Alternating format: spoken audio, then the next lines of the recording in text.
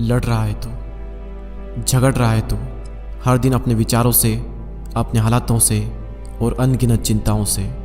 वैसे तो ज़िंदगी में ज़्यादा कुछ नहीं है, लेकिन जितना भी है उसे भी खोने का अंदर एक डर है।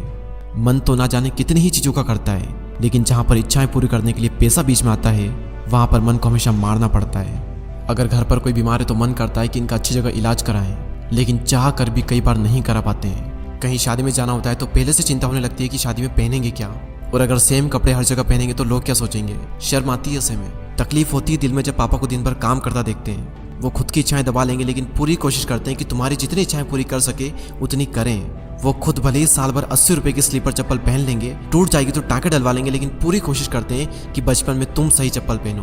पूरी फैमिली के मन में चिंता होती है कि महीना खत्म होने वाला है, घर का किराया देना है, लड़की के लिए लड़का देखना है और लड़के के लिए लड़की देखनी है। और हमारे हिंदुस्तान में इंसान नहीं बल्कि उसकी हैसियत देखी जाती है। लोग आपसे पूछेंगे कि आप कितना कमाते हो, ताकि वो लोग ये डिसाइड कर पाए कि आपको कितनी इज्जत देनी है। महंगाई दिन पर दिन बढ़ रही है, लेकिन आपकी कमाई नहीं बढ़ पा रही। खर्चे बढ़ रहे हैं, लेकिन आपकी आमदनी नहीं बढ़ पा रही।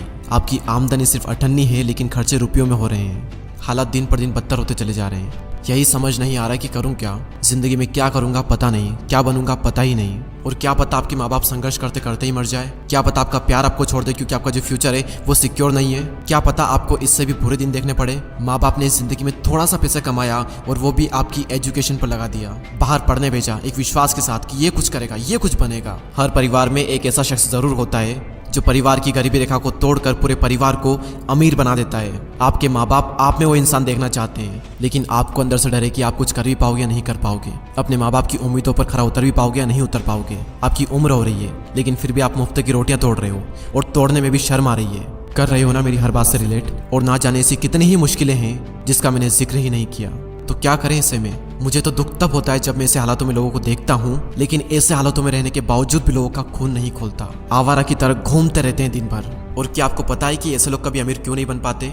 ये बातें कैसी करते हैं कि कल मैंने पिलाई थी, आज तू पिलाएगा। पीने का बंदोबस्त मैं कर दूंगा, लेकिन चिकन तू खिलाएगा। कभी आपने ऐसे लोगों को ये बात करते हुए देखा है कि मेरा ये सपना है, मेरा ये ड्रीम है, मैं एक साल में ये अचीव करूंगा, मैं वो अचीव करूंगा, मैं ये कर रहा हूँ, मैं वो कर रहा हूँ? क्या आपने कभी उनको ऐसी बातें करते हुए देखा है? और जब उनकी बातों का ही लेवल ऐसा होगा, उनकी संगति ही ऐसी होगी, तो कैसे आगे बढ़ेंगे? वो कभी भी अमीरी के बारे में, लक्ष्य के बारे में, सपनों के बारे में बात ही नहीं करते, और इसलिए उनके पास कभी भी अमीरी आती ही नहीं। कोई हक नहीं है तुम्हें अपने हालातों को दोष देने का। अगर तुम दिन में 7 से 8 घंटे फोन चला रहे हो तो घर वालों की इज्जत ना करके तुम गर्लफ्रेंड पर दुनिया भर का प्यार लुटाए जा रहे हो। मैं तो कहता हूँ बहुत ही लकी हो तुम अगर एक गरीब परिवार में जन्मे हो तो, क्योंकि भगवान अमीर होने का मौका सिर्फ गरीब लोगों को देता है। मैं शुक्रगुजार हूँ भगवान का कि मैं एक लोअर मिडिल क्लास फैमिली में जन्मा, क्योंकि मेरे पास खोने को कम और पाने को बहुत ज़्यादा था।